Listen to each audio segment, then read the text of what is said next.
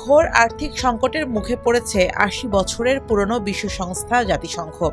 সদস্য দেশগুলোর কাছে বকেয়া জমতে জমতে অবস্থা এখন এতটাই নাজুক যে কর্মচারীদের বেতন দেওয়া ও দৈনন্দিন কার্যক্রম চালানো কঠিন হয়ে দাঁড়িয়েছে। জাতিসংঘ মহাসচিব অ্যান্তোনিও গুতেরেস সতর্ক করে বলেছেন, সদস্য রাষ্ট্রগুলোর চাঁদা না দেওয়ার কারণেই এই আসন্ন আর্থিক ধস তৈরি হয়েছে। এই চরম সংকটের প্রধান কারণ জাতিসংঘের বাজেটে একক বৃহত্তম অবদানকারী দেশ যুক্তরাষ্ট্রের বিশাল অঙ্কের বকেয়া। গত মে মাসের তথ্য অনুযায়ী জাতিসংঘের কাছে ওয়াশিংটনের বকেয়ার পরিমাণ ছিল $4 বিলিয়ন বেশি। এর মধ্যে সাধারণ বাজেট $2.04 বিলিয়ন, শান্তিরক্ষা মিশনে $2.2 বিলিয়ন এবং আন্তর্জাতিক ট্রাইব্যুনালগুলোর $44 বিলিয়ন বকেয়া অর্থ অন্তর্ভুক্ত। মূলত ডোনাল্ড ট্রাম্পের নেতৃত্বাধীন মার্কিন প্রশাসন জাতিসংঘের বিভিন্ন নীতি ও ব্যয় নিয়ে অসন্তোষ প্রকাশ করে বাধ্যতামূলক চাঁদা দিতে অস্বীকৃতি জানায় এবং নিজস্ব ফান্ড আটকে রাখে। ইসরায়েল বিরোধী পক্ষপাতিত্বের অভিযোগ তুলে মানবাধিকার পরিষদ থেকে বেরিয়ে যাওয়ার পাশাপাশি ফিলিস্তিন শরণার্থী সংস্থাতেও অর্থায়ন বন্ধ করে দেয় ওয়াশিংটন।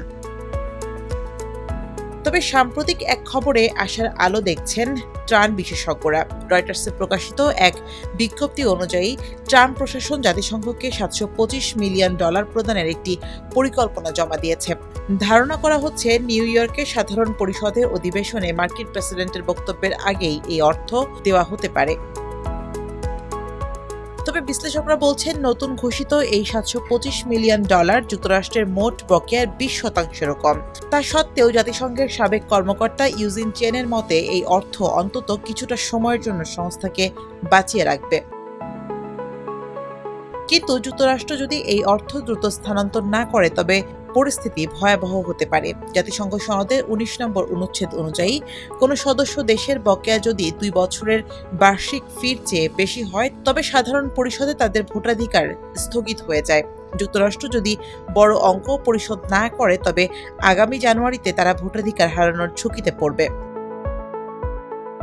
অন্যদিকে জার্মানির থিঙ্ক ট্যাঙ্ক IDOS এর বিশেষজ্ঞদের মতে এই ফান্ড ছাড় করা হলে জাতিসংঘ অন্তত চলতি বছরটি শূন্য রিজার্ভ নিয়ে হলেও পার করে দিতে পারবে। না হলে বছরের শেষ দিকে কর্মীদের বেতন দেওয়া প্রায় অসম্ভব হয়ে উঠবে।